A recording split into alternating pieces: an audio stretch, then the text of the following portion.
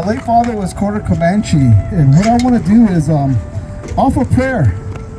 You know, that's the thing as indigenous people and who we are, is connecting to Creator for this special event that's going on, that's happening right now. And I'm going to speak in Kira's language, and I'm very glad that we have some of these signs that say, like, no more, stop now. You know, this is a major event that's happening all around the world with the missing and murdered indigenous women. You know, as far as Native people, we're on the bottom in social media. In fact, we're on the bottom with human rights and justice. You know, it's time that we stand and make ourselves vocal.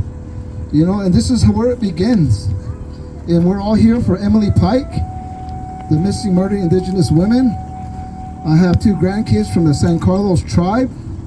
You know, but we believe as Native people, we're all interconnected. We are all related, one way or another.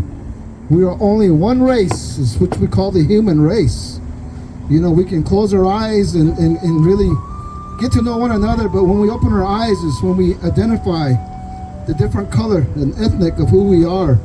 But right now I want to say a short prayer. I'm going to speak in Kara's language, and I'm going to go into the English language. Arawa ho mayan ines kupishkai kuchaya ya you see tikamitawa yo asa kucha shu chayani ko washpahu michitsi you get the puni kuni honey ko hachitsame kuyakame kucha iwa shoya dik mashit say ho pa clean up some shit Pike up seat drunk washpahu michitsi tikamitawa yo esra yo hey ko bikiwi yo chame yanuwa hu yani. Heavenly Father, we stand before you as humble as we can be, as we're gathered for a special occasion, for this memorial evening, to say thank you for this beautiful young lady, young woman that would have been, that she can journey well to the heavens and be accepted in open arms, but most of all to all of those missing and murdered indigenous women. You know, it's a big event here, Creator.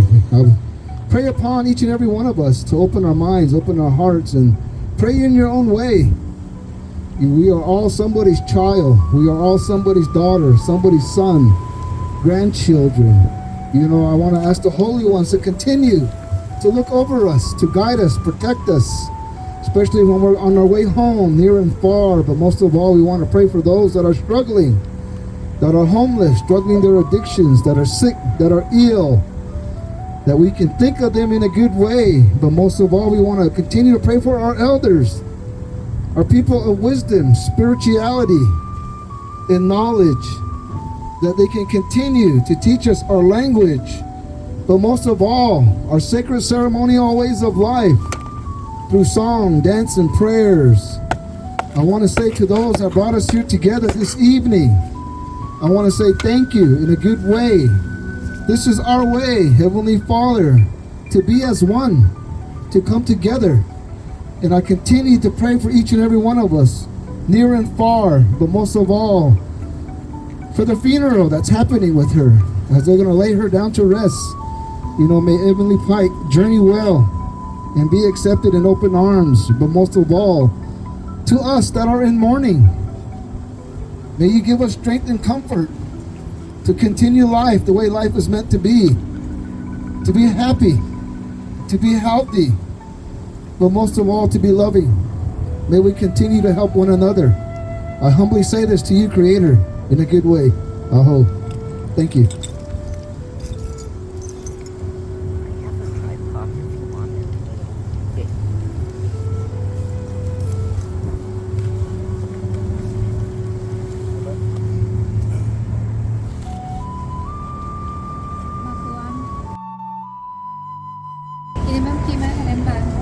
Good evening, everyone. My name is Tiffany Jiron. I am the Executive Director for the Coalition to Stop Violence Against Native Women. And we're here today to honor Emily Pike. This wouldn't have happened if it wasn't for a community member from the Pueblo of Jemez. Her name is Venetta, and she's going to be one of our speakers this evening. Venetta reached out to the Indian Affairs of New Mexico and also the Coalition to Stop Violence Against Native Women, and had asked asked if we were going to be doing anything in honor of Emily and to also continue to raise awareness for Emily. I found out about Emily through my daughters. I have an 11 and a 12-year-old daughter who have access to TikTok, and this is how I got my news. Unfortunately, this is how we continue to hear about the violence taking place against our young women and our girls. And we want to honor Emily. We want to stand in solidarity with her family, with our San Carlos Apache Nation, and with all of you. We know that this impacts so many of us. It really warms my heart to see so many of you here on a Friday evening when we could be doing something else. But you decide to come here. You all traveled here, and it's so powerful.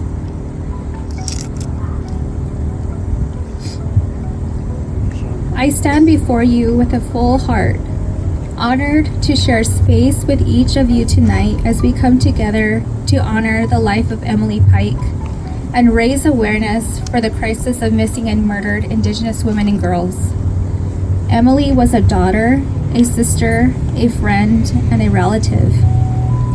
I'm sure and I know deep in my heart that she was loved deeply as we all love our own daughters. And her light touched the lives of many. While we mourn the absence of yet another young girl, 14, we also celebrate her life, her kindness, her strength, and the love she must have shared with others. Tonight we gather to remember her, to speak her name, and to reaffirm our commitment to justice for her and for all stolen relatives. The crisis of MMIWG is not just a statistic. It is a devastating reality that too many Indigenous families face. Native women, girls, and Two-Spirit relatives are taken from us at alarming rates. And yet, their cases too often go unheard, uninvestigated, and unresolved. This is a systemic issue rooted in the ongoing violence and erasure of our communities. But we refuse to be silent. We stand here today as cycle breakers, as protectors, and warriors for justice. We demand action and we demand accountability. We demand that our women and girls be seen, be valued, and be protected. We do this not just in memory of Emily, but in honor of all of those who have been taken too soon. I'm also just arriving from Santa Fe, where I was invited by the family of Deiandra Reid, who also was murdered in Taos Pueblo in 2021. It was a heavy day for me, and my heart is broken. My heart is broken for Deiandra, for Emily, and so many other women and girls who have gone missing and have been taken too soon. To Emily's family, we hold you in our hearts. Your grief is shared by a whole community that stands with you in love and in solidarity. And to everyone here tonight, let us carry Emily's name forward, not just in sorrow, but in action. Let us uplift her story and the stories of so many others. Let us advocate, educate, and fight for the future where no Indigenous family has to suffer this pain. Because we are still here, our voices are strong, and we will never stop speaking the names of our stolen sisters. Emily, we honor you, we remember you, and we will never stop fighting for justice. Hartkem, thank you.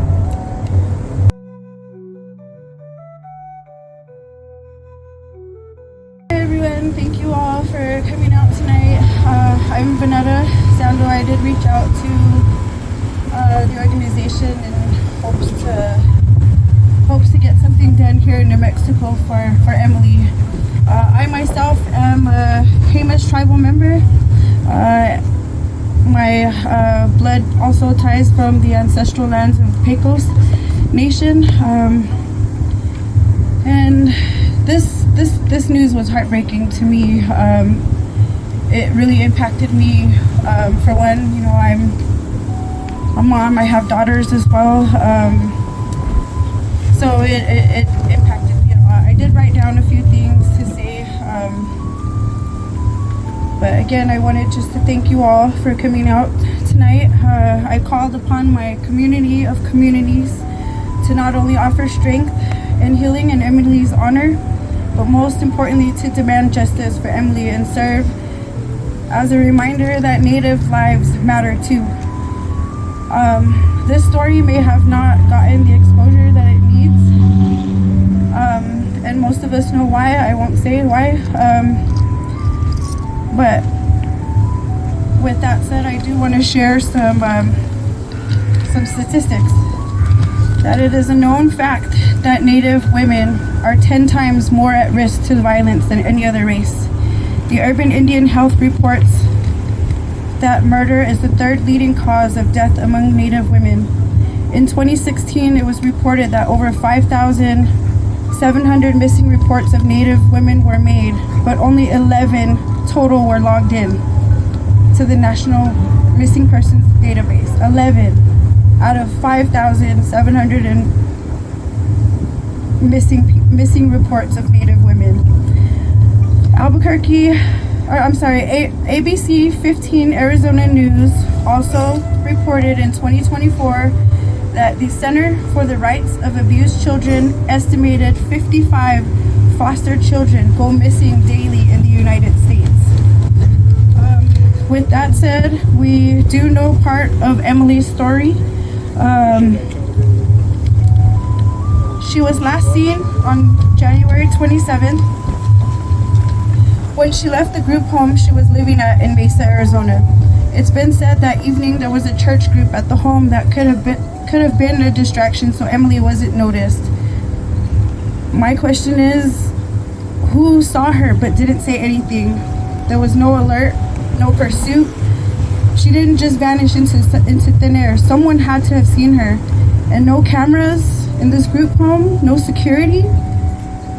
Emily's whole life and well-being was in that home's responsibility, and still no persons of interest in this case.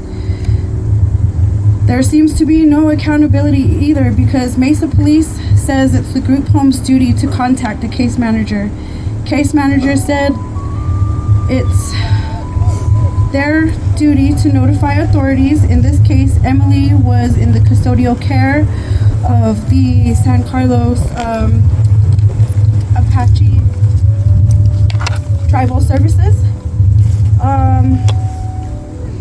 The Arizona DCS does require notification of a missing child within a day of receiving runaway status. However, this does not extend to cases in tribal social services. Emily, I'm so sorry. I'm trying to hold back emotions and read. There is quite a bit of back and forth between the agencies that were supposed to lawfully provide Emily with the support and guidance that she needed and deserved. It's not fair at all. There was a statement by Anika Robinson, the president of the nonprofit that was giving services to Emily. She stated that the group home had a bit of a history with, oh my gosh, I'm so sorry.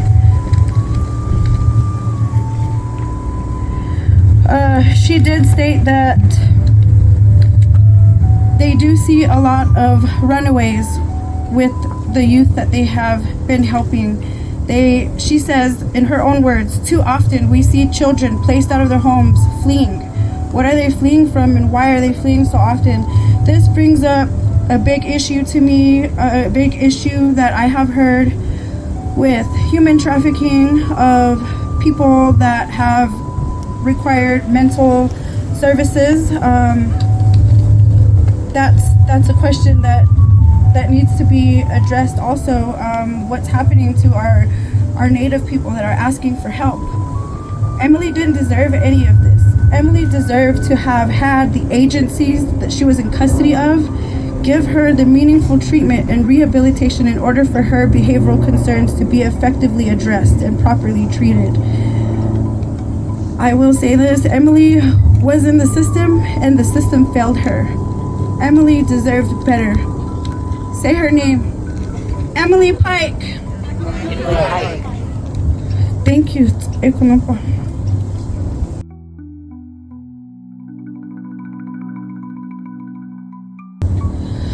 Kawatsi Haupa. My name is Angel Charlie. I'm a citizen of the Pueblo of Laguna. I'm also Navajo and Zuni. And I'm a first-time senator for the state of New Mexico, representing 5 tribal sovereign nations in our Santa Fe state capital. I join you this evening as the previous executive director of the Coalition to Stop Violence Against Native Women. And what brought me to this organization nearly 10 years ago was the loss of Ashlyn Mike. Nearly 10 years ago, Ashlyn was lost, and the coalition put on a candlelight vigil for her. And like many of you, I was hurt, I was angry, I didn't know what to do with these emotions. This was one of our babies. Emily is one of our babies. And so I began volunteering with this organization, and I didn't know it at the time, but this would begin a journey for me of advocacy, of calling on accountability, and eventually running for office.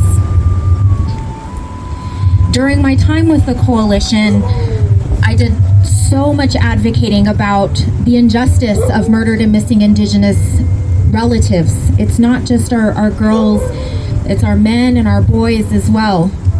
The jurisdictional complexities, systemic racism, and historic lack of funding into our communities have led us to these moments.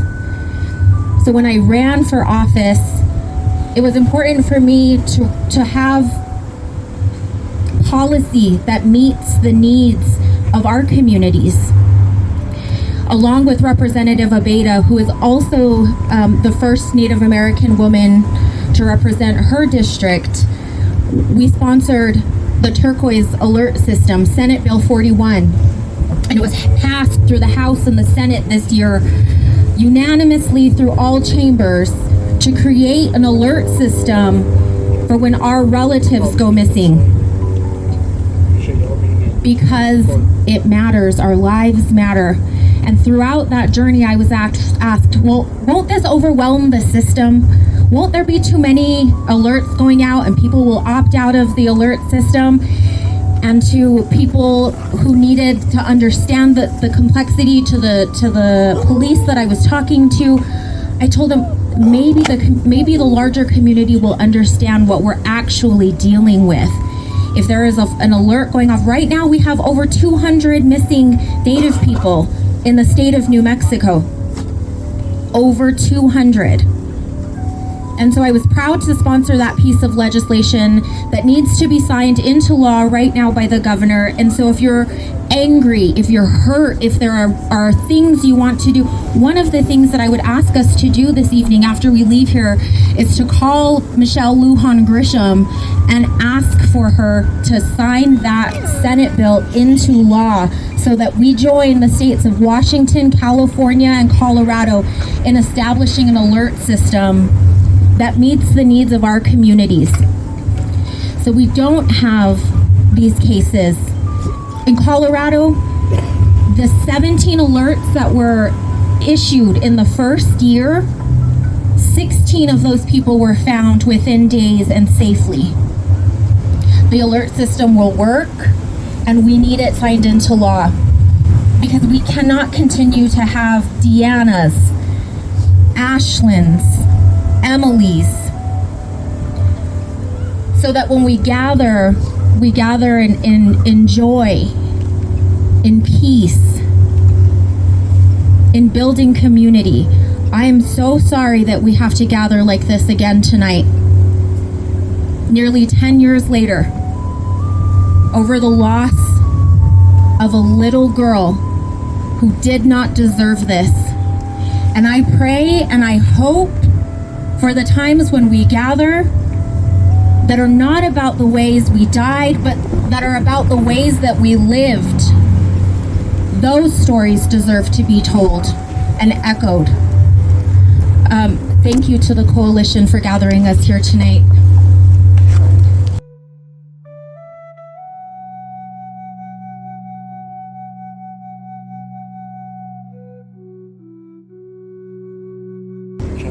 What we're going to be doing right now is I'm going to be offering a memorial song, not only for Emily, but for a lot of our people that we have lost, and for some of you that are in mourning.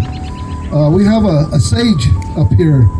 If any of you want to come and smudge yourself, this is a good way to leave everything here. You know, a lot of the times as Indigenous people, we say what we hear here, what we see here, we want to leave it here in a good way. You know, we don't want you all going home with any kind of bad emotional feelings, even though it is an emotional event. You know, so if any of you want to, after the song is sung, to come up and smudge yourself, cleanse yourself, and get that good feeling to go home. And, you know, I want to thank each and every one of you too. Like they said, you all could be doing something, you know, but in our hearts and our minds, you know, we're all good people. We're here for a reason, and that's to respect and to be humble, but most of all, to be as one. Thank you.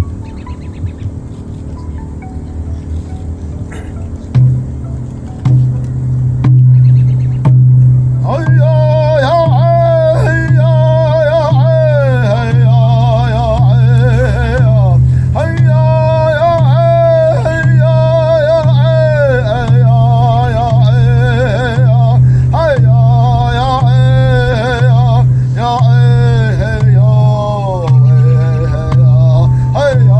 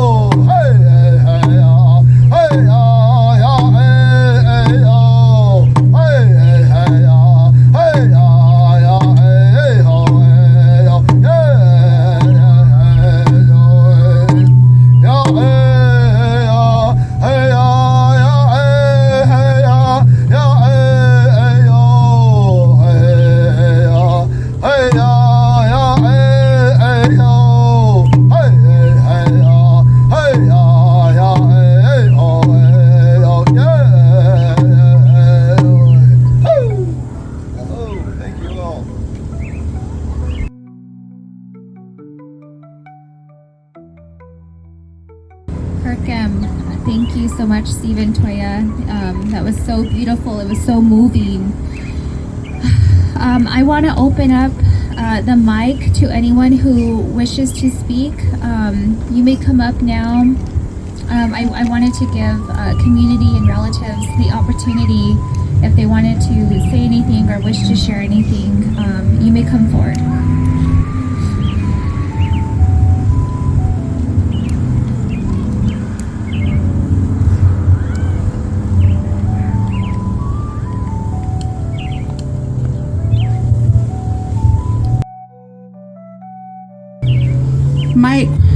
My name is Daisy Bluestar. I'm from the Missing and Murdered Indigenous Relatives Task Force of Colorado.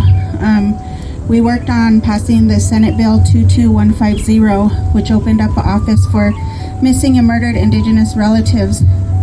The reason that I come up here is because we have children who go across from New Mexico to Colorado. We have relatives who travel amongst Indian country, and we have situations where our children are being trafficked, where our children are being harmed when they cross the boundaries and go into other jurisdictions. So I come up here because I want to open this door, and I want to plant the seed here that we start working together to bring our children home, our women, our boys, our men, that we help each other out, because when we leave our reservations or when we cross into other jurisdictions, we never know what's going to happen. We never know who's going to protect us. We never know who's going to take it serious. Many times law enforcement, they'll be out there and they won't put in the alert, the missing Indigenous person alert. They won't put them in. And that's what it's there for. We have 2 hours to find our youth, and we have 8 hours where the police have to put it in for an adult. But we have those officers still who refuse to help us in Indian country. Like it was stated earlier, we're at the bottom and we're fighting for ourselves right now. So I want to ask, that you guys keep an eye out. Let's help each other out. Let's introduce each other to each other. Let's help, because the more that we come together, the stronger we are. And law enforcement can't hold us down, because we can cross. We can cross, and we can make things happen for each other. So with that being said, I want to just respect and say thank you to everybody who put this on, and thank them for allowing us to come forward and use our voices. Toya.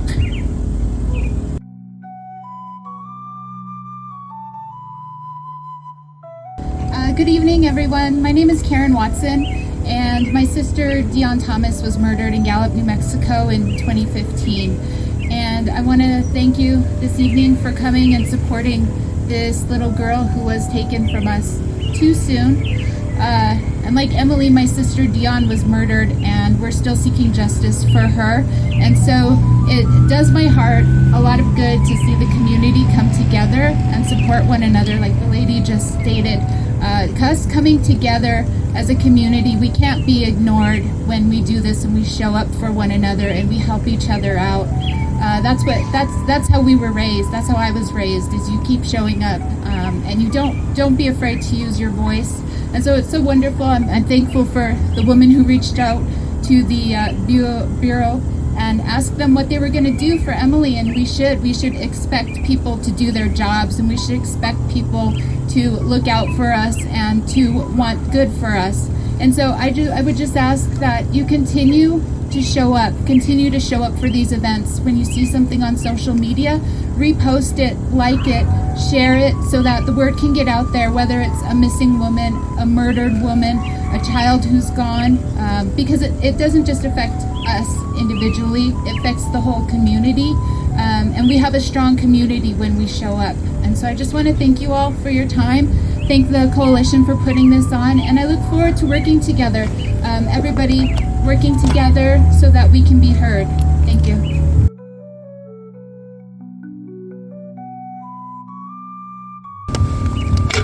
Good evening, everyone.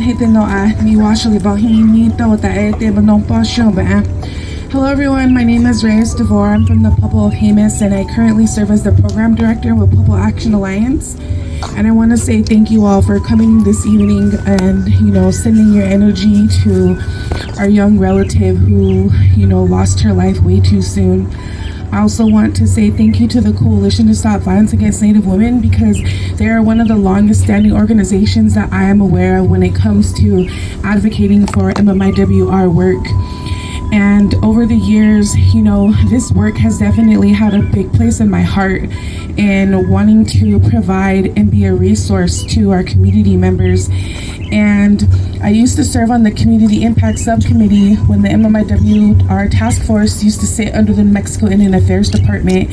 And through that space and being in community with many of you that are here tonight, but also with people who are a part of the coalition as well, I learned a lot in that time and how to engage and cultivate different spaces so that way people can come together to be in a space where we are cultivating like healthy and safe, vulnerable spaces where it can offer healing to us. And I wanted to just share and uplift that piece, because one of the things that I am like grateful in a weird way for is that through this work and in partnership with the Coalition to Stop Violence Against Native Women, there's a workshop that I've been able to offer to community members, and it's called the Land and Body Mapping Workshop.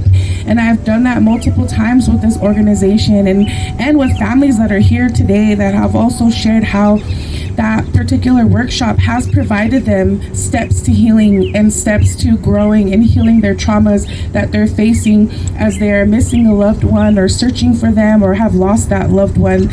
And this particular workshop does continue to offer different ways that we can navigate that healing through our bodies and move forward to continue to be healthy and to show up for one another. And so I just want to share that with you all too, because if anybody is interested in that particular workshop, come see me. And I can share some more information, because again, I just want to be a resource to community members and see how I can continue to help people.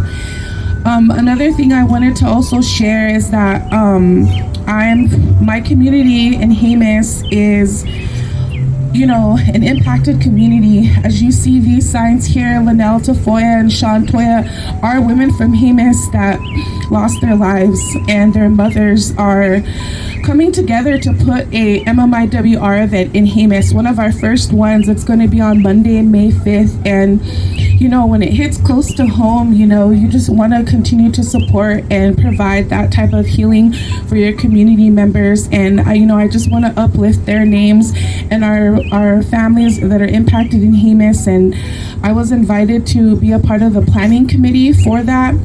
And I just want to share that with you all too, to continue to come out to different events that advocate for bringing awareness to MMIWR, because unfortunately the larger mainstream media doesn't want to uplift our stories, and so it's definitely up to us to continue to do that too. So I just wanted to share that with you all, and I give a lot of gratitude to all the people that have been a part of the Coalition to Stop Violence Against Native Women over the years, and the team now too. So thank you.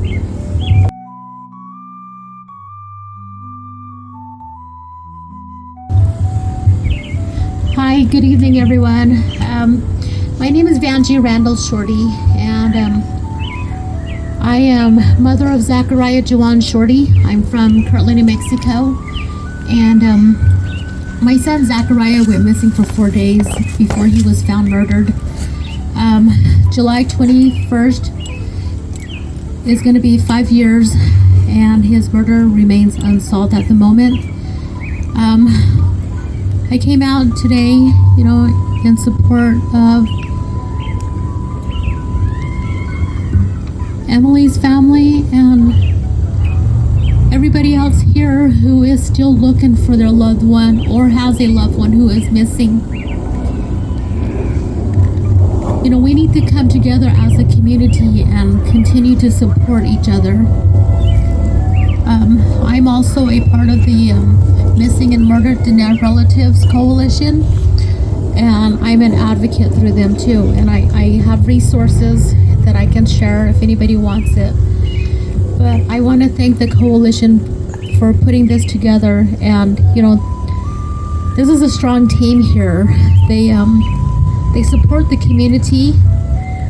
They host events, trainings, conferences, very informative information. I just want to thank you all. And the Coalition of the Missing and Murdered Near Relatives also, supports families out there with burial services, with families who are trying to organize walks or memorials and such. So you can also visit our website as well. My prayers are with each and every one of you. Don't forget to take care of yourself, because this is heavy. This is heavy, especially when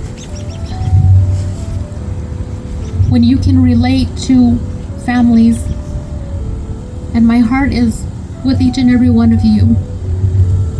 At the end of the day, just don't forget to hug your loved ones, and don't forget, to teach your children to watch your surroundings and just look out for each other. And many blessings to each and every one of you. Thank you again.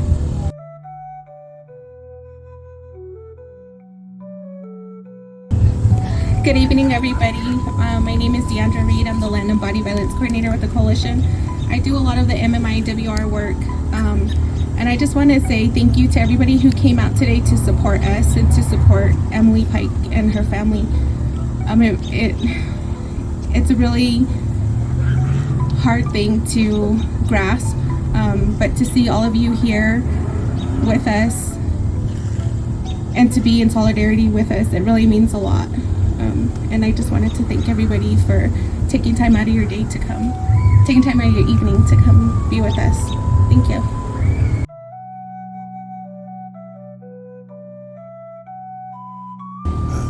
My name's Lori. I'm from San Ildefonso, and I want to say I really appreciate the Coalition, because over 40 years ago, my sister went missing, and she was found, and of course it wasn't a good outcome. And there was nothing like this back then, which makes you feel much more alone. And I really want to thank the Coalition and thank everybody for coming, because this has been happening for a long time, way too long. And it's about time that we gather as a community, tell your children that if their friend goes missing, to tell you there's nothing wrong with that.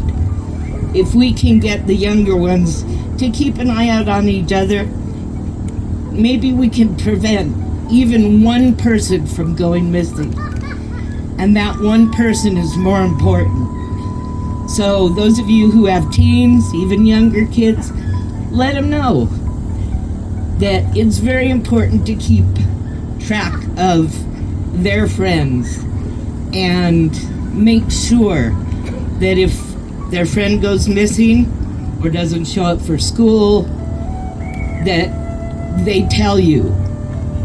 And, an alert can go out and maybe they'll be found before something horrible happens.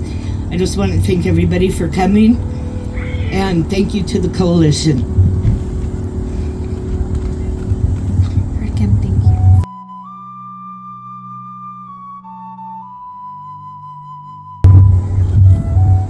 you. Okay, we still have time if there's anyone else who would like to speak. Also, I have a small announcement. We do have some MMIWR masks that are available for community, so if you want to take one, you may come up to our table here and take as many as you'd like.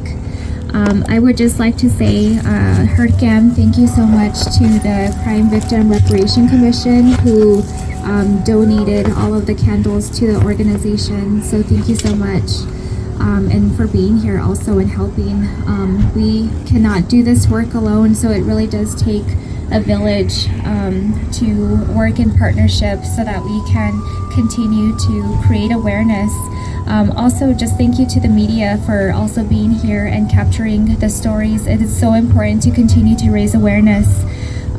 Like many of us had mentioned during our conversations here together tonight, it's sad that we have to come together like this, and we continue to do this, but we're not going to stay silent. We're going to continue to show up for community. We're going to show up for our loved ones. And so stay engaged with the coalition, stay engaged with Pueblo Action Alliance, with Three Sisters Collective, with the Missing Murdered Dene Coalition, MMDRC.